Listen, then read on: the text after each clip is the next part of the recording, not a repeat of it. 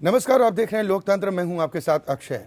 झारखंड में विधानसभा चुनाव का बिगुल बज चुका है। निर्वाचन आयोग ने 5 चरणों में चुनाव कराने का फैसला किया है। 30 नवंबर को पहले चरण जबकि 20 दिसंबर को अंतिम चरण का मतदान होगा। वहीं 23 दिसंबर को नतीजे सामने आएंगे। चुनाव की तारीखों के साथ ही प्रदेश में आदर्श आचार संहिता तत्काल प्रभाव से लागू हो चुकी है। वहीं चुनावों की घोषणा के बाद राज्य का सियासी तापमान भी बढ़ गया है। बीजेपी एक बार फिर सत्ता पर काबिज होने का दावा कर रही है। मुख्यमंत्री रघुवर दास जन आशीर्वाद यात्रा निकाल रहे हैं, जबकि विपक्षी पार्टियां बीजेपी को सत्ता से उखाड़कर खुद की सरकार बनाने का दावा कर रही हैं। हालांकि पिछले 19 वर्षों में ये झारखंड का राजनीतिक इतिहास रहा है कि रघुवर दास के अलावा कोई भी मुख्यमंत्री 5 साल का कार्यकाल पूरा नहीं कर पाया। उधर जेएमएम प्रमुख सत्ता परिवर्तन के लिए बदलाव यात्रा पर निकले हैं, तो कांग्रेस ने आदिवासी नेता रामेश्वर उरांव को प्रदेश कांग्रेस की कमान सौंपकर आदिवासी कार्ड खेल दिया है। आज लोकतंत्र में हम झारखंड के इसी सियासी माहौल को समझने की कोशिश करेंगे, लेकिन सबसे पहले एक रिपोर्ट आपको दिखाते हैं।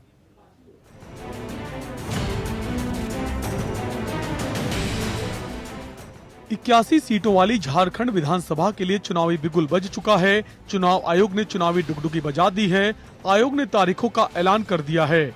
आयोग ने झारखंड में 5 चरणों में चुनाव कराने का ऐलान किया है। झारखंड में 23 दिसंबर को नतीजे आएंगे।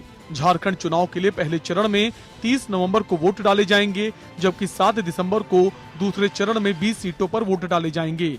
तीसरे चरण में 12 दिसंबर को 17 सीटों और 16 दिसंबर को चौथे चरण में 15 सीटों पर वोट डाले जाएंगे। आखिरी चरण यानी 5वें चरण के लिए 20 दिसंबर को 16 सीटों पर वोट डाले जाएंगे। तारीखों के ऐलान के साथ झारखंड में आज से आचार संहिता लागू हो गई है। Phase 1, 13 ACs, date of notification 6th November, date of poll 30th November. Phase 2, 20 assembly constituencies, last date of poll 7th December, third phase. 17 assembly constituencies, withdrawal 28th November, date of poll 12th December. Phase 4, 15 assembly constituencies, date of poll 16th December, date of counting 23rd December. 5th, 16 ACs, date of poll 20th December. 20. Date of counting same 23rd December. मुख्यमंत्री रघुवर दास के नेतृत्व में BJP लगातार दूसरी बार पूर्ण बहुमत के साथ सत्ता में वापसी करने का दावा कर रही है। रघुवर दास अपने काम और मोदी के नाम पर वोट मांग रहे हैं। वहीं विपक्ष रघुवर दास को चुनावी महाभारत में पटखनी देने की तैयारी में है। बीजेपी ने लोकसभा चुनाव के नतीजे को देखते हुए विधानसभा चुनाव में मिशन 65+ का टारगेट फिक्स किया है। बीजेपी एजेएसयू ने मिलकर चुनावी मैदान में उतरने का फैसला किया है। मुख्यमंत्री रघुवर दास जन आशीर्वाद यात्रा के जरिए बीजेपी के पक्ष में माहौल बनाने में जुटे हैं। बीजेपी को सत्ता में आने से रोकने के लिए तमाम विपक्षी दल एकजुट होने की कोशिश में हैं, लेकिन एकता में दम नहीं दिख रहा है। झारखंड मुक्ति मोर्चा के अध्यक्ष हेमंत सोरेन सत्ता में एक बार फिर वापसी के लिए बदलाव यात्रा पर निकले हुए हैं और बीजेपी के खिलाफ माहौल बनाने में जुटे हैं। वहीं कांग्रेस ने प्रदेश अध्यक्ष की कमान रामेश्वर उरांव को देकर आदिवासी कार्ड खेला है। इसके अलावा बाबूलाल मरांडी की पार्टी जेवीएम अकेले चुनावी ताल ठोकने को बेताब है। देखिए, भारतीय जनता पार्टी झारखंड यूनिट पिछले साल भर से चुनाव की तैयारी में जुटी है। मैं स्वयं पिछले 2 माह से लगातार बूथ स्तर तक की तैयारियों का जायजा लिया है। इसी 5 तारीख से मेरा परिमंडल तक प्रवास है। चुनाव की जो मैं 2 हिस्सों में बांटता हूँ, टेक्निकल और पॉलिटिकल। तो टेक्निकल जितना भी काम होता है, जो संगठन को करना होता, हम पूरी तैयारी से तैयार है, क्योंकि हमको जानकारी थी 5 जनवरी से पहले असेंबली कॉन्स्टिट्यूट होनी है नहीं, तो चुनाव स्वाभाविक है नवंबर दिसंबर में होने थे। और वैसे भी बीजेपी अगले चुनाव खत्म होते ही चुनाव की तैयारी में लग जाती है। देखिए, साफ तौर पे हमने पहले तो मैं स्वागत करता हूं, झारखंड के चुनाव होने जा रहे हैं और मुझे पूरी उम्मीद है कि झारखंड की जनता इस दिन के लिए रुकी हुई थी। साफ तौर से कहना चाहता हूं कि हमने इलेक्शन कमीशन को कहा था कि एक ही फेज में चुनाव होना चाहिए था। 288 सीट्स अब महाराष्ट्र में हैं, 90 हरियाणा में हैं, सब एक फेज में हुए। देश में कहीं भी चुनाव नहीं हो रहे हैं, सिर्फ झारखंड के 81 सीटों पे हो रही हैं। तो हमने कहा था सेंट्रल पैरामिलिट्री फोर्सेज या पूरे देश की उपलब्ध हैं, तो एक फेज में होना बहुत ही आसान था। और रघुवर दास जी तो 5 साल में लगातार कहते आए हैं कि मेरे कार्यकाल में नक्सल समाप्त हो गए झारखंड में। तो आज जो इलेक्शन कमीशन का आपने सुना होगा ब्यौरा, तो क्या हालत और खराब हो गई है रघुवर दास जी के राज्य में। झारखंड में कुल 81 विधानसभा सीटें हैं। 2014 के विधानसभा चुनाव में बीजेपी 31.3% वोट के साथ 37 सीटें जीतने में कामयाब रही थी और उसकी सहयोगी ऑल झारखंड स्टूडेंट यूनियन यानी एजेएसयू ने 3.7% वोट के साथ 5 सीटें जीती थी, जबकि जेएमएम 20.4% वोट के साथ 19 सीटें, कांग्रेस 10.5% वोट के साथ 7 सीटें जीती थी, जेवीएम 10% वोट के साथ 8 सीटें जीतने में कामयाब हुई थी। हालांकि चुनाव के बाद जेवीएम के 6 विधायकों ने पार्टी छोड़कर बीजेपी का दामन थाम लिया था। इसके अलावा 6 सीटें अन्य को मिली थीं। लोकसभा में बीजेपी ने मोदी के नाम पर विपक्षी दलों के अरमानों पर पानी फेर दिया था। अब देखना होगा कि विधानसभा में बीजेपी अपने दम पर दोबारा सत्ता में लौट पाती है या नहीं। Bureau report, APN. यहाँ तो झारखंड में विधानसभा चुनाव की तारीखों का ऐलान हो चुका है। निर्वाचन आयोग ने फैसला किया है कि झारखंड में 5 चरणों में मतदान संपन्न कराया जाएगा। 23 दिसंबर को चुनाव के नतीजे आएंगे। हालांकि चुनाव की तारीखों के ऐलान के साथ ही आदर्श आचार संहिता लागू हो चुकी है। वहीं राजनीतिक पारा भी झारखंड में अब गर्म होता दिखाई दे रहा है। बीजेपी की तरफ से दावा किया जा रहा है कि सत्ता में एक बार फिर वो वापसी करने जा रही है। 65+ का टारगेट बीजेपी की तरफ से फिक्स रखा गया है, जबकि विपक्षी पार्टियों की तरफ से दावा किया जा रहा है कि इस बार बीजेपी को सत्ता से उखाड़कर वो राज्य की सत्ता पर काबिज होने जा रहे हैं। हालांकि विपक्षी एकता में सामंजस्य दिखता नजर नहीं आ रहा। हालांकि दावा इस बात को लेकर जरूर किया जा रहा है विपक्षी दलों की तरफ से कि इस बार रघुवर सरकार को सत्ता से हटाकर वो सत्ता पर काबिज होंगी। आरोप ये लगाया जा रहा है कि रघुवर सरकार के शासन में झारखंड में विकास थम सा गया है। उधर झारखंड मुक्ति मोर्चा की तरफ से भी लगातार चुनावी मैदान में अपनी ताल ठोकी जा रही है। जेएमएम प्रमुख हेमंत सोरेन बदलाव यात्रा कर रहे हैं, सरकार के खिलाफ माहौल बनाने की कोशिश कर रहे हैं, जबकि मुख्यमंत्री रघुवर दास जन आशीर्वाद यात्रा के जरिए बीजेपी के पक्ष में माहौल बनाने की कोशिश कर रहे हैं, जबकि कांग्रेस ने प्रदेश अध्यक्ष रामेश्वर उरांव को बनाकर आदिवासी कार्ड खेल दिया है। यानी सियासी तापमान अब झारखंड में लगातार गर्म होता दिखाई दे रहा है और अब जब तारीखों का ऐलान हो चुका है तो ये सियासी पारा और भी गर्म होता दिखाई दे रहा है। निर्वाचन आयोग की तरफ से ऐलान कर दिया गया है कि झारखंड में 5 चरणों में चुनाव संपन्न कराए जाएंगे। नतीजे 23 दिसंबर को आएंगे। इसी के साथ राज्य में सियासी तापमान अब गर्म होता नजर आ रहा है। तमाम राजनीतिक दल अब चुनावी मैदान में ताल ठोकते नजर आएंगे। हालांकि इसको लेकर तैयारियां पहले से ही शुरू की जा चुकी हैं। मुख्यमंत्री रघुवर दास की तरफ से इस बात को लेकर दावा किया गया कि राज्य में एक बार फिर उनके नेतृत्व में सरकार बनने जा रही है। उधर तमाम विपक्षी पार्टियों की तरफ से दावा किया जा रहा है कि रघुवर सरकार के शासन में राज्य का विकास थम सा गया है और इसलिए इस बार जनता बदलाव चाहती। सवाल इसी बात को लेकर उठ रहे हैं कि इस बार झारखंड की जनता का मिजाज क्या कुछ कहता है। हालांकि झारखंड का बड़ा रोचक राजनीतिक इतिहास भी रहा है। दरअसल अलग राज्य बनने के बाद झारखंड में 19 साल के राजनीतिक इतिहास पर नजर डालें तो रघुवर दास एक लौते ऐसे मुख्यमंत्री हैं जिन्होंने अपना कार्यकाल पूरा किया है, वरना इससे पहले कोई भी मुख्यमंत्री 5 साल का कार्यकाल पूरा नहीं कर पाया। और वहीं एक तथ्य ये भी है कि अब तक किसी भी राजनीतिक दल को झारखंड में पूर्ण बहुमत नहीं मिला। पिछली बार भी आजसू के साथ मिलकर बीजेपी ने सरकार बनाई थी और इस बार भी एजेएसयू के साथ बीजेपी चुनाव लड़ रही है और दावा भी इस बात को लेकर कर रही है कि इस बार राज्य की 81 में से 65 सीटों पर कम से कम बीजेपी जीत दर्ज करेगी। उधर जेएमएम प्रमुख हेमंत सोरेन बदलाव यात्रा पर निकले हुए हैं। रघुवर सरकार के खिलाफ वो जनता के बीच में माहौल बनाने की कोशिश कर रहे हैं। हेमंत सोरेन का मानना है कि इस बार प्रदेश की जनता रघुवर सरकार को सत्ता से उखाड़ फेंकेगी और इस बार जेएमएम की सरकार बनेगी। कांग्रेस की तरफ से भी कुछ ऐसा ही दावा किया जा रहा है। हालांकि पिछले विधानसभा चुनाव की बात की जाए तो 2014 के विधानसभा चुनाव में बीजेपी 31.3% वोटों के साथ 37 सीटें जीतने में कामयाब रही थी और उसकी सहयोगी ऑल झारखंड स्टूडेंट यूनियन यानी कि एजेएसयू 3.7% वोट के साथ 5 सीटें जीतने में कामयाब रही थी।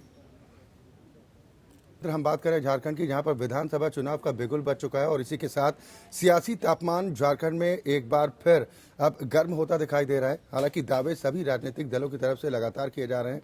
इस वक्त एक और खास मेहमान वरिष्ठ पत्रकार परवेश वात्स्यायन जी भी हमारे साथ इस कार्यक्रम में शामिल हो गए हैं। बहुत स्वागत है आपका। परवेश जी, कैसा माहौल इस बार झारखंड में देख पा रहे हैं? सियासी मिजाज क्या कह रहा है? देखिए अक्षय, एक तो बड़ी साफ चीज़ें हैं कि बीजेपी के अंदर कुछ लोग और बड़ी तैयारी कर रहे थे, क्योंकि आने वाले 15 नवंबर को झारखंड स्थापना दिवस था। तो कुछ लोग जो मंत्री हैं, क्योंकि हरियाणा और महाराष्ट्र के चुनाव ने मंत्रियों को डराया था, तो मंत्री विशेषकर बड़ी तैयारी अंदर खाने से कर रहे थे कि आने वाले दिन में 15 नवंबर तक कुछ और योजनाओं का अपने अपने इलाके में शिलान्यास करेंगे और बड़ी बड़ी घोषणाएं करेंगे। लेकिन वो सब अब धरा रह गया, क्योंकि अब आज से अब आचार संहिता लागू हो चुकी है। तो ऐसे में जो अब यहां से दिखता है, बीजेपी के लिए बड़ी विन विन सिचुएशन है, क्योंकि विपक्ष जो है अभी भी एक साथ एक कुनबा बनाकर खड़ा होता कहीं से नहीं दिख रहा है। हाँ, लेकिन ये जो कहें कि दो राज्यों के जो चुनाव हुए हैं, उसने विपक्ष को एक दम दिया है। लाइक कर सकते हैं अक्षय, कांग्रेस को एक दम दिया है। और जो दूसरी जो राज्य की जो दूसरी सबसे बड़ी पार्टी है, झारखंड मुक्ति मोर्चा, जो जल जंगल और जमीन को लेकर के अक्सर लड़ाई लड़ती है, आंदोलन की पार्टी खुद को कहती है, वो भी एक दम भर रही है। लेकिन सवाल यह है कि 81 सीट पर चुनाव लड़ना और 37 जो आंकड़े हैं, उस आंकड़ों को, सरकार बनाने के आंकड़ों को पार करना, ये बड़ा मुश्किल सा लगता है। क्योंकि सरकार 5 साल, पहली सरकार अक्षय 5 साल ये पहली सरकार रही है जो अब तक पूर्ण रूप से 5 साल सरकार चली है। क्योंकि आज तक झारखंड का इतिहास रहा था बड़ा कि थोड़ी टाइम सरकार चलती थी, फिर गिर जाती थी, फिर एक कुनबा जुड़ता था, फिर सरकार बनती थी। तो इसी तरीके से अब तक चला आया था। तो ये बहुत बड़ा एक माइलेज है बीजेपी के पास कि बीजेपी इस स्ट्रैटेजी को लेकर जाएगी। बीजेपी केंद्र में भी सरकार रही है, तो केंद्र सरकार और जो राज्य सरकार है, दोनों के जो अपने अपने जो बड़ी योजनाएं जो थी, उन योजनाओं को लेकर के उतर रही है। जन आशीर्वाद यात्रा को लेकर के मुख्यमंत्री खुद लगे हुए हैं, हर एक इलाके में लगे हुए हैं। लेकिन विपक्ष भी अब एक तरीके से कहें हावी हो रहा है। लेकिन अभी 2 रोज पहले ही कांग्रेस ने एक अपना दमखम, एक शक्ति प्रदर्शन दिखाने की एक कोशिश की थी रांची में, एक रैली करके। वो रैली कहें कि एक तरीके से टैफेस साबित हो गया। उस रैली में उस तरीके से भीड़ नहीं आई। लेकिन अगर इन सबसे अलग झारखंड विकास मोर्चा, बाबूलाल मरांडी की पार्टी है, उस पार्टी ने जहां भी दमखम दिखाने की कहें कि शक्ति प्रदर्शन, राजनीति में शक्ति प्रदर्शन बड़ा मायने रखता है। और चुनाव से पहले अक्षय जो शक्ति प्रदर्शन उन्होंने दिखाने की कोशिश की, उसमें बड़ा हावी रहे वो। और एक कह सकते हैं कि भीड़ दिख रही है। हाँ, ये भीड़ कितना वोट में तब्दील हो पाएगा, ये एक बहुत बड़ा सवाल है। क्योंकि अभी थोड़े समय पहले ही लोकसभा चुनाव हुए हैं। लोकसभा चुनाव में तो वो स्थिति कहीं साफ दिखी नहीं। बाबूलाल मरांडी खुद चुनाव लड़े थे, वो चुनाव में हार तक गए और वो कहें क्या कि ठीक है दूसरे नंबर पर आए थे, लेकिन वो स्थिति नहीं दिख रही थी क्या कि हाँ फाइट करेंगे। और बाबूलाल मरांडी के साथ एक बड़ी ये विडंबना रही है कि अक्सर वो सीट अपनी बदलते रहते हैं। जनता के अंदर जो पकड़ होती है, जो इलाके के लोगों की पकड़ होती है। चलिए, बिल्कुल हम बारी बारी से इन तमाम दलों की तैयारी के बारे में भी समझने का प्रयास करेंगे कि कौन कितने पानी में। हालांकि दावे सबके अलग अलग हैं और सभी ये दावा कर रहे हैं कि इस बार सत्ता तो हम ही बनाने जा रहे हैं, जिसमें बीजेपी कह रही है कि हम सत्ता में वापसी एक बार फिर करने जा रहे हैं और 65+ का वो दावा भी कर रहे हैं। हालांकि ये इतिहास रहा है झारखंड का कि 19 साल के राजनीतिक पॉलिटिकल करियर में अब तक कोई भी दल पूर्ण बहुमत हासिल नहीं कर पाया। ऐसे में बीजेपी का 65+ का ये दावा कितना पुख्ता होता है। इस वक्त शिवपूजन मेहता जी हमारे साथ फोन लाइन पर जुड़ गए हैं, बीएसपी विधायक है झारखंड से। बहुत स्वागत है शिवपूजन जी आपका। क्या कुछ स्थिति आंक पा रहे हैं इस बार झारखंड में? देखिए, झारखंड में स्थिति तो इस बार अभी उतना स्पष्ट नहीं हो पा रहा है। लेकिन ये बिल्कुल। आपका गणित क्या कहता है शिवपूजन जी? जी हेलो जी, आपका गणित क्या कह रहा है? आपने क्या आकलन किया कि इस बार हवा का रुख कहाँ रहने वाला है? अब ये मत कह दीजिएगा कि वैसे बीएसपी तो- की तरफ।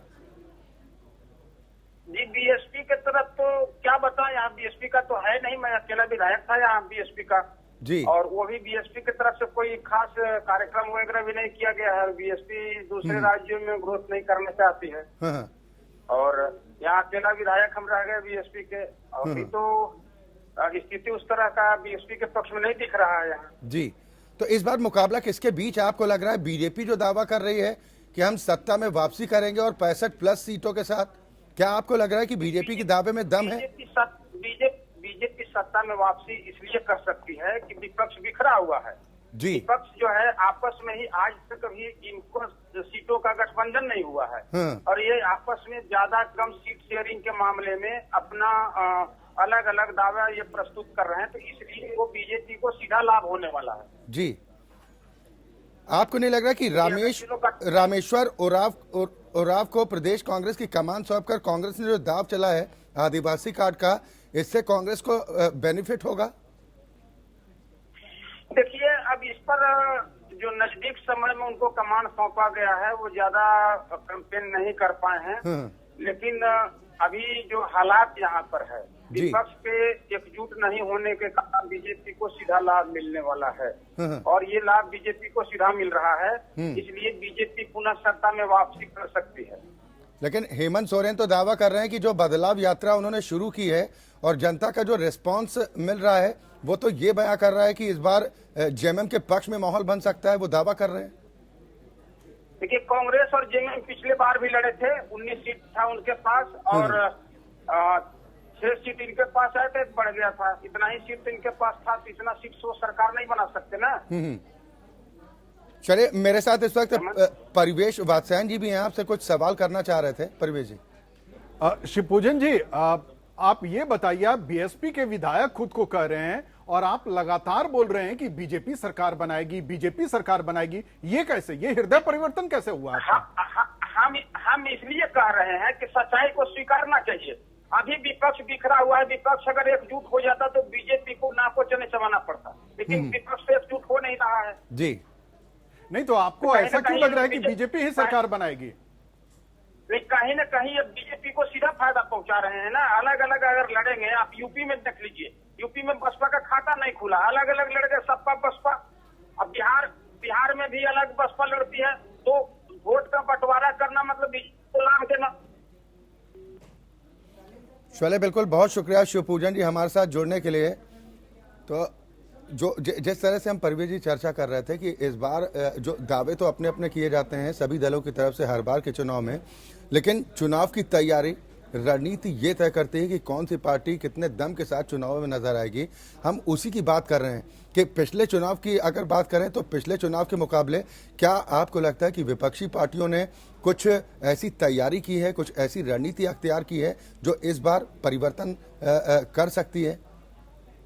देखिए अक्षय, एक बात तो बड़ा साफ है कि जिस तरीके से शिवपूजन मेहता भी कह रहे थे क्या कि बीजेपी की सरकार बनाएगी, तो ये कहें क्या कि अब आज जैसे तारीख की घोषणा हो गई, आज से एक भगदड़ दिखेगी आपको सत्ता पक्ष की तरफ जाने की। लेकिन ये जो 2 राज्यों के चुनाव हुए हैं उसने कहीं ना कहीं जो विपक्ष का जो खेमा है उसको मजबूत किया है। अभी पिछले कुछ रोज से लगातार ये आ रहे थे खबर कि कुछ नेता जिनको कि दिख गया है कि अब उनको टिकट नहीं मिलेगा, क्योंकि बड़े नेता को जैसे बीजेपी में शामिल कराया जा रहा है, जो पिछले कई सालों से जो झंडा ढो रहे थे उनको वो रास्ता दिख गया कि अब यहां से उन्हें टिकट मिलने वाला नहीं है, तो वो मूव करेंगे जेएमएम की तरफ, जेवीएम की तरफ, कांग्रेस की तरफ, आरजेडी की तरफ। तो अब यहां से वो स्थिति दिख रही है कि इनको भी वो दिख रहा है कि चलो एक ऐसा कैंडिडेट आ रहा है जो हो सकता है कि हमें, क्योंकि जहां वो पार्टी कमजोर दिख रही है उस इलाके में, वहां वो ऐसे विनिंग कैंडिडेट ढूंढने की कोशिश कर रही है। ना विनिंग मिले तो विनिंग के आसपास के मिले कैंडिडेट, ऐसे लोगों को ढूंढने की कोशिश कर रही है। तो ये एक कह सकते हैं कि एक तस्वीर ये भी दिख रही है। विपक्ष की सबसे बड़ी समस्या बिखराव की रही है, जो अभी शिवपूजन भी कह रहे थे कि बात इसकी नहीं है कि बीजेपी दावा कर रही है उस दावे को पुख्ता कर लेगी, बल्कि वो ये कह रहे हैं कि विपक्ष की कमजोरी ऐसी है जो सूरत कम से कम ये बना रही है कि हाँ बीजेपी दावा कर रही है तो सरकार भी बना सकती है, कोई बड़ी बात नहीं है। जी ये आसार दिख रहा है। शिवपूजन मेहता उस लाइन लेंथ पर ठीक थे, लेकिन सवाल ये होता है कि जहां तक मुझे याद है, जिस इलाके से शिवपूजन मेहता आते हैं, इन्हें विधायक बनने के मुझे लगता है कि साल 1.5 साल के बाद ही ने बीएसपी ने अपने खेमे से निकाल दिया था, क्योंकि ये ठीक उसके बाद, क्योंकि उन्हें दिखा कि बीएसपी का कोई जनाधार नहीं है झारखंड में, तो उसके बाद ये झारखंड में बीजेपी के लिए इंटरनल कैंपेनिंग करने में लग गए थे। जो वहां से जो स्थिति पनप रही थी, उस स्थिति में वो ढलते दिख रहे थे। तो ये एक स्थिति है। देखिए, चीजें, तस्वीर क्या है कि जो कैंडिडेट सामने दिख रहे हैं उसके पीछे भी बहुत कुछ है। वो दिख रहा है क्योंकि उनको सत्ता में आती हुई चीज दिख रही है। जैसे अभी 2 राज्य के चुनाव के रिजल्ट आने के पहले, ठीक एक दिन पहले महामिलन बीजेपी की तरफ से किया गया था। बड़े ब्यूरोक्रेट्स, बड़े बड़े नेता, विधायक, इवन कांग्रेस और जेएमएम के तो, कांग्रेस के तो जो 2 बड़े विधायक थे, 3 बड़े विधायक थे, वो सब चले गए थे। तो ये एक स्थिति दिख रही है कि पक्ष जो है, सत्ता पक्ष जो है, भाजपा जो कहीं ना कहीं ताकतवर बन रही है। लेकिन ये भी है कि ये जो एक ऑक्सीजन मिला है विपक्ष को यहां से, तो विपक्ष यहां से एक हावी होने की कोशिश कर रही है। और खास करके उसमें कहे, देखिए, कांग्रेस तो मृत प्राय है, कांग्रेस के लिए वहां पर करने को कुछ दिख भी नहीं रहा है। मुझे नहीं लगता है कि रामेश्वर उरांव पार्टी के प्रदेश अध्यक्ष बनने के बाद कोई बहुत बड़ा फेरबदल करेंगे। हाँ, ये होगा कि थोड़े बहुत इधर उधर करेंगे, क्योंकि उनके संगठन पे वैसी पकड़ नहीं है। हाँ, जेएमएम और बाबूलाल मरांडी झारखंड विकास मोर्चा एक नई स्ट्रेटेजी पर काम कर रहे हैं। वो यहां से इस स्ट्रेटेजी पर काम कर रहे हैं कि वो किसी पार्टी को के सपोर्ट में नहीं जाएंगे, खुद से चुनाव लड़ेंगे, 81 सीट पर चुनाव लड़ेंगे। वहां वो एक बीजेपी का ऑप्शन बनने की कोशिश कर रहे हैं, क्योंकि उनका जो चेहरा है वो संघ का चेहरा रहा है। उनका जो अभी जो कैडर है वो मुस्लिम कैडर भी है। तो उनको कहीं ना कहीं जेएमएम से, कांग्रेस से, दोनों से नुकसान हो रहा था। जो अब तक के पिछले अगर कहा जाए कि 2-3 चुनाव को देखें, उस चुनाव में उन्हें डिक्रीज हुआ है। तो वो यहां से एक नई स्ट्रेटेजी कर सकते हैं। जी। नहीं, जो आप जिक्र कर रहे थे कि इन 2 राज्यों में हाल में जहां पर विधानसभा के चुनाव हुए हैं, इसमें विपक्षी दलों को कम से कम संजीवनी तो मिली है। लेकिन एक सच ये भी है, जैसे हरियाणा का जिक्र आपने किया, कि वहां पर हुड्डा साहब पर पूरा दारोमदार डाल दिया गया था, जिसके बाद कुछ परिवर्तन देखने को मिला। और हालांकि ये चौटाला परिवार और ये जो हुड्डा खेमे की जो चौटाला परिवार के बीच में जो खेमेबाजी थी, एक बड़ा कारण ये भी मानी जा रही थी। हालांकि जो दुष्यंत चौटाला की पार्टी है, उसने मतलब कमाल का प्रदर्शन किया, इस बात में कोई दो राय नहीं है। लेकिन एक जो हमेशा से ये कहा जाता है कि वो पावर जो राज्य के नेताओं को, खासतौर पर विपक्षी दलों के नहीं मिल पाती, जिसकी वजह से खुलकर काम नहीं कर पाते, और कहीं ना कहीं एक ये माइनस पॉइंट हो जाता है उनके लिए। देखिए, इसी चीज को रोकने के लिए मुझे लगता है कि बीजेपी ने एक लक्ष्मण रेखा अपना खींच दिया है जी, जो बार बार प्रदेश प्रभारी ओम माथुर साहब जो भी बने हैं, वो बार बार कह रहे हैं। प्रदेश अध्यक्ष लक्ष्मण गिलुआ ने कहा है, इवन सीएम तक ने कहा है। सीएम थोड़ी जुबान उनकी दबी हुई है थोड़ी, लेकिन प्रदेश अध्यक्ष और प्रदेश प्रभारी ने बार बार क्लियर कट कर दिया है कि हमारा जो कुनबा है। जी चलिए, हम लगातार चर्चा जारी रखेंगे। डॉक्टर देव शरण भक्त इस वक्त हमारे साथ फोन लाइन पर जुड़ गए हैं, प्रवक्ता हैं एजेएसयू के। बहुत स्वागत है डॉक्टर साहब आपका। क्या तैयारी इस बार? शायद संपर्क टूट गया है, अपनी बात पूरी कीजिए। जी, तो उन्होंने बड़े साफ तौर पे एक लक्ष्मण रेखा खींच दी है कि बीजेपी का जो गठबंधन है वो सिर्फ आजसू पार्टी के साथ है, यानी एजेएसयू, ऑल झारखंड स्टूडेंट यूनियन पार्टी के साथ है, इसके अलावा किसी के साथ नहीं। अभी देखिए, जेडीयू, एलजेपी जो बिहार की पार्टी है, जिनके साथ अलायंस है उनका बिहार में, वो खुद भी चुनाव लड़ने के लिए झारखंड आ रही है। एलजेपी, रामविलास पासवान साहब की पार्टी है, वो भी झारखंड में चुनाव लड़ेगी और प्रेशर क्रिएट कर रही है कि कम से कम उसे भी एनडीए तैयार किया जाए। जबकि आप देखें, झारखंड में कोई एनडीए नहीं है, यहां बीजेपी और आजसू का गठबंधन है। तो यहां वो स्ट्रेटेजी दिखाने की कोशिश की गई है कि हम पहले से एक स्ट्रेटेजी बना करके जा रहे हैं और हम साफ तौर पर उसी एजेंडे पर काम करेंगे। जो हम मैनिफेस्टो आपको दिखाएंगे, उसी एजेंडे पर काम करेंगे। छोटी पार्टियों का अपना क्या होता है कि एक अलग तरीके के एजेंडे पर काम करती है, जिसका सवाल आप कर रहे थे, उस चीज को इन्होंने क्लियर कट कर दिया है। तो जनता के सामने एक खुला, अभी कहें कि खुली तस्वीर एक है जनता के सामने। चले, बिल्कुल हम यही समझने की कोशिश कर रहे हैं कि दावे तो अपनी अपनी जगह हैं सभी राजनीतिक दलों से, लेकिन वास्तविकता क्या कुछ कहती है और झारखंड की जनता का मिजाज क्या कुछ कहता है कि सरकार तो दावे करती है किसी भी राज्य के उसके कार्यकाल में जितना बेहतर काम उस राज्य में हुआ उससे पहले कभी नहीं हुआ, लेकिन वो विकास हुआ या नहीं ये जनता का वोट निर्धारित करता है। और अब वोट करने की बारी झारखंड की जनता की है, क्योंकि चुनाव की तारीखों का ऐलान हो जरूर चुका है। लेकिन जो हम ये चर्चा कर रहे हैं कि एक बड़ी दिक्कत ये जो भगदड़ वाली आपने कही जी कि आज की डेट में बड़ी समस्या यही होती है कि टिकट बंटवारे के वक्त जो भगदड़ मचती है वो कई दलों का बना बनाया खेल भी बिगाड़ देती है। इस बात की संभावना इस बार कितनी ज्यादा लग रही? बहुत ज्यादा है, क्योंकि देखिए अभी भी वो एक प्रेशर है कि भारतीय जनता पार्टी पहली ऐसी सरकार बनी जो 5 साल का कार्यकाल पूरा कर रही है। भाजपा के अंदर जाने का एक प्रेशर है लोगों के पास।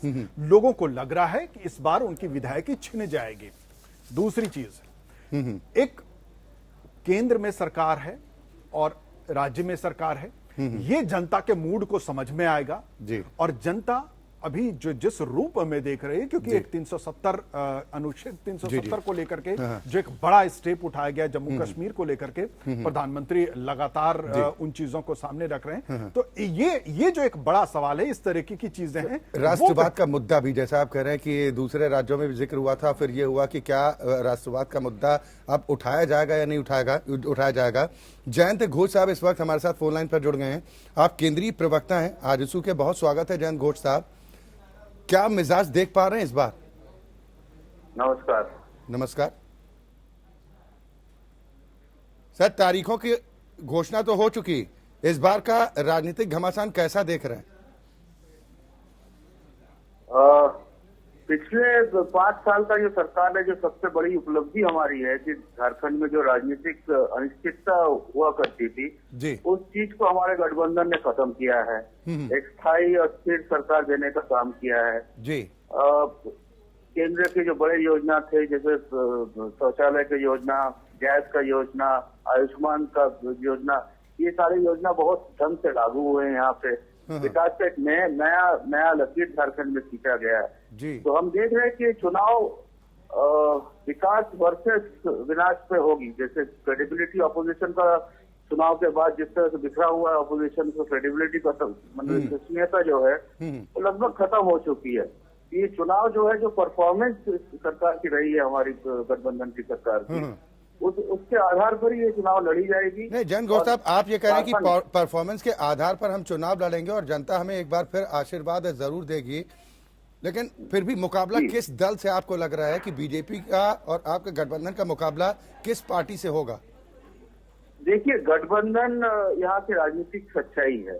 तो एक तरफ अगर एनडीए गठबंधन है तो दूसरी तरफ यूपीए गठबंधन है। इन्हीं दोनों गठबंधन के बीच जो है चुनाव का निर्णय होगा। टक्कर किस दल से ज्यादा मिलने की? गठबंधन तो ठीक है, लेकिन आपको कौन लग रहा है चुनौती किससे ज्यादा मिलेगी? आप अगर लोकसभा का चुनाव का रिजल्ट देखें और उसके बाद का जो स्थिति हुआ, जैसे कांग्रेस का प्रेसिडेंट राहुल गांधी छोड़ के भाग गए, राजद के तेजस्वी यादव छोड़ के चले गए, अखिलेश मायावती अलग हो गए, यहाँ पे बाबूलाल मरांडी और हेमंत सोरेन और कांग्रेस के जो प्रदेश अध्यक्ष वो अलग हो गए। तो जिस तरह का बिखराव जी वो विपक्षी दलों में हुआ है, उन्होंने अपना विश्वसनीयता झारखंड में खो दिया है। लोग अब भरोसा किस लिए करें कि जो लोग एक साथ आ भी नहीं सकती, एक साथ आके सरकार कैसे चलाएंगे? लेकिन हाल में जिन 2 राज्यों में विधानसभा के चुनाव हुए, जयंत घोष साहब, तो चुनाव के बाद ये सरकार चला पाएंगे क्या? जयंत घोष साहब, इस बात मेरी आवाज पहुंच रही है? घोष साहब, आपके आधार पर चुनाव होगी जी।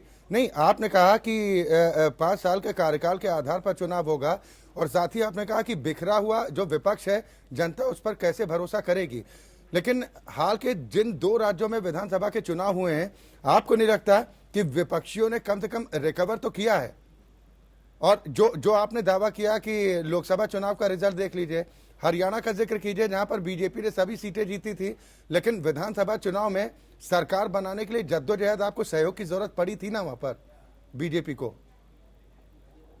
देखिए, झारखंड का जो वस्तुस्थिति है वो हरियाणा महाराष्ट्र से कम्प्लीटली अलग है। अगर आप ध्यान से देखें तो महाराष्ट्र में जो एनडीए गठबंधन है उसको बहुमत मिल चुका है। 160 से ज्यादा सीट मिला है, ठीक है। जी। अनुमान शायद 200 का सीट का था, ऐसा था, वो नहीं मिला है। जी। लेकिन 160 एक बड़ा मेजोरिटी होता है। हरियाणा में भी सरकार एनडीए गठबंधन का ही बना है। जी। आप चाहे 1 रन से मैच जीते या 10 विकेट से मैच जीते, जीते तो आप ही है ना। तो ये चीज मानना होगा कि जो जीता हुआ दल है, हाँ। ठीक है, लेकिन वो आप बीजेपी आपको एक गठबंधन नहीं ही गो वहाँ पे साहब जीता हुआ दल आपकी है। इस बात से तो इत्तेफाक किया जाता है कि परीक्षा में अगर कोई पास होता है, चाहे 1 अंक से पास हो, तो वो उत्तीर्ण माना जाता है। लेकिन जो 65 प्लस का दावा किया है, ये आपको लग रहा है कि ये दावा ठीक है, इसके आसपास रहेंगे? हर दल को अपना टारगेट सेट करने का अधिकार है। हर दल को, हर ऑर्गेनाइजेशन को अपना टारगेट सेट करने का अधिकार है। अगर टारगेट ही ना हो तो किस दिशा में, किस लक्ष्य के साथ वो आगे बढ़ेंगे? तो लक्ष्य कोई अगर तय करता है, लेकिन झारखंड का इतिहास ऐसा अभी तक रहा नहीं है, क्योंकि आप तो बेहतर तरीके से जान रहे हैं कि 19 साल के इतिहास में आज तक कोई पूर्ण बहुमत ला नहीं पाया।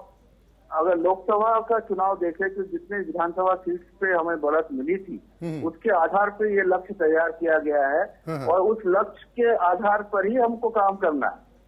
अगर लक्ष्य हमारे सामने नहीं होगा तो हम काम करने का मोटिवेशन कहाँ से आएगा? हेमंत सोरेन साहब तो कह रहे हैं कि ये बदलाव का वक्त है। जयंत घोष साहब, ठीक है, अब ये 65 का जो लक्ष्य है, 65 पे 70 भी हो सकता है, 65 पे 64 भी हो सकता है, लेकिन एक लक्ष्य तो निर्धारण करके ही हमें आगे बढ़ना पड़ेगा। नहीं, मैंने सवाल सिर्फ इसलिए किया था, लक्ष्य तो आप 81 का ज्यादा से ज्यादा कर ही सकते हैं निर्धारित, लेकिन जो इतिहास रहा है उससे भी इस बात को लेकर लोग आकलन करते हैं कि आज तक ऐसा नहीं हुआ कि किसी दल को पूर्ण बहुमत मिला हो।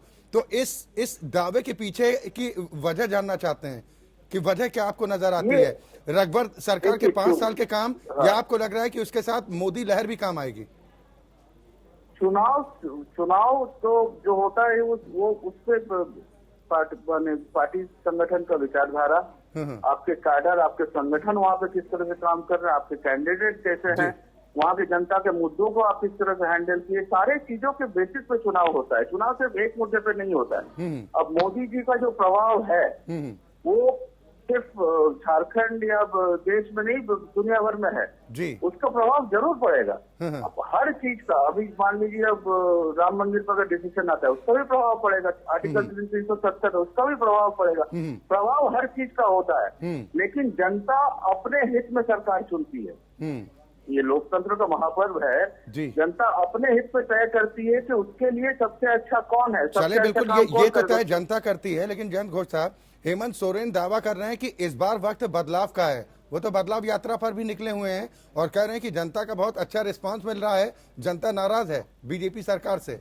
देखिए आप अगर सड़क पर खड़ा होकर किसी को गाली देंगे तो सुनने के लिए लोग कुछ खड़े हो जाते हैं। हेमंत सोरेन का कंस्ट्रक्टिव एजेंडा क्या है?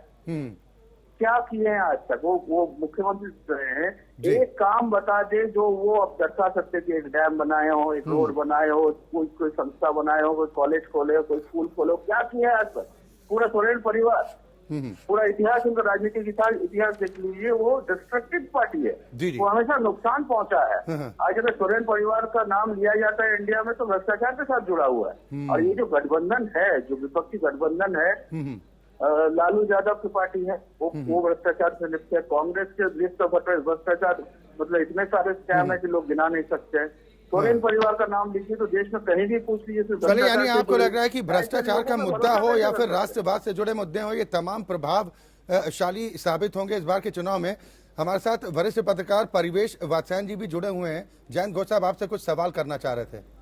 घोष साहब, एक चीज तो सबसे पहले आप साफ कर लें, क्या बीजेपी और आपके साथ सीटों का तालमेल हो गया है? हमारा तालमेल आज से नहीं है, पिछले 20 साल से तालमेल है। नहीं, अगर आप पूछ रहे हैं कि सीटों का बंटवारा डिसाइडेड है कि नहीं, वो अभी तक नहीं है जी। ठीक है, वो उसका फाइनल टॉक चल रहा है, लेकिन तालमेल हमारा पिछले 20 साल से, जब से झारखंड बना है तब से हम लोग साथी हैं। तो आपको कितना लगता है कि कितनी सीटों की हकदार है एजेएसयू? देखिए, हम लोग चुनाव की तैयारी कर रहे हैं। चुनाव की तैयारी में हम अपने विचारधारा को, अपने काडर को, अपने जो जनमुद्दों को उनको सामने रख रहे हैं। लगभग 25-30 सीट पे हम लोग इस तरह का प्रिपरेशन करके रखे हैं। अब जब हमारे शीर्ष नेता एक साथ बैठेंगे तो वहाँ पे जो विनिंग जो पॉसिबिलिटीज है उसका आकलन किया जाएगा। सर, डिमांड क्या है? डिमांड क्या है आपकी? आपकी डिमांड क्या, कितने सीट की डिमांड है? इस तरह से शायद गठबंधन नहीं होता है। ये विपक्षी गठबंधन में इस तरह का चीज होता है। हम लोग गठबंधन में डिमांड और सप्लाई के हिसाब से नहीं होता है।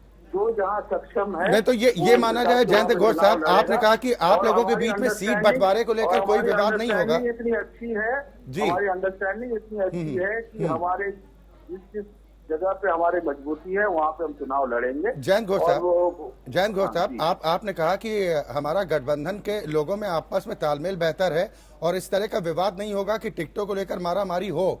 यानी अगर पिछली बार की तरह जैसे 5 सीटें जीती थी, उस आधार पर कितनी सीटें मिलनी चाहिए आजसू को?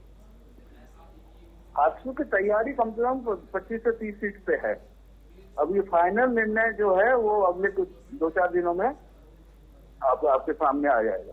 चलिए, बहुत शुक्रिया जयंत घोष साहब हमारे साथ जुड़ने के लिए।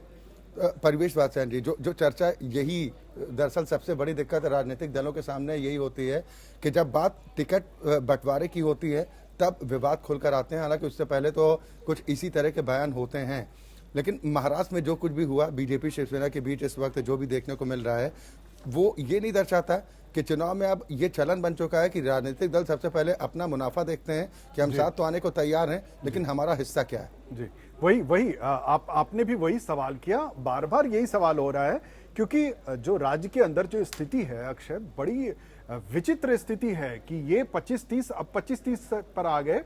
बात चल रही थी 14-15 सीटों का, लेकिन आज तक इतिहास है कि इनको 6 और 8 सीटें ही मिली है, इससे ज्यादा नहीं मिली। दहाई के आंकड़ा कभी बीजेपी के साथ अलायंस में जब भी ये चुनाव लड़ने गए, दहाई के आंकड़े में इनको पहुंचने नहीं दिया गया है, क्योंकि जाहिर सी बात है अभी एक लोकसभा चुनाव इनको मिला था उस एवज में, और जो इनके मंत्री थे, जो सरकार चल रही थी, रघुवर सरकार थी, इस सरकार में इनके एक मंत्री थे इनकी पार्टी के, तो उन मंत्री साहब को इस्तीफा दिला करके उनको गिरिडीह से चुनाव लड़ाया गया और वो चुनाव जीत करके आज वो सांसद बन गए। तो अब सवाल ये है कि क्या अब इनके एक्सपेक्टेशन बढ़ते जा रहे हैं? ये एक तालमेल, ये तो स्वाभाविक जी ये तो स्वाभाविक भी होता है ना जी, ये नहीं स्वाभाविक है, लेकिन आप इतने ज्यादा बार्गेनिंग ना करते, क्योंकि देखिए अक्षय, आपको ये भी समझना होगा कि बीजेपी प्रचंड बहुमत में है। अभी बीजेपी ने जेवीएम के 6 विधायकों को तोड़ करके, उनके 8 विधायक जीत के आए थे, 6 को उन्होंने